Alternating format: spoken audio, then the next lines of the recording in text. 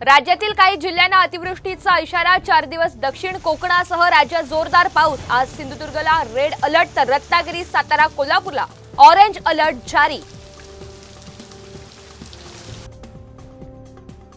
Pool नसल्याने पुरातून नागरिकांचा जीवघेणा प्रवास। विद्यार्थी, गरोदर महिला आणि वयोवृद्धांची जीवघेणी कसरत। सप्तशृंगी गडासह 31 गावांना दरड कोसळण्याचा धोका। गडाच्या सुरक्षेसाठी 91 कोटी 20 लाखांचा राज्य आपत्ती व्यवस्थापनाला प्रस्ताव। विठ्ठल मंदिराच्या गाभाऱ्याचं काम पूर्ण। आषाढीला मंदिराचं मूळ रूप पाहता येणार। तुळजाभवानी देवीच्या दर्शनासाठी भाविकांची मोठी गर्दी। रविवारची सुट्टी असल्यामुळे राज्याच्या कानाकोपऱ्यातून भाविक मोठ्या संख्येने दाखल।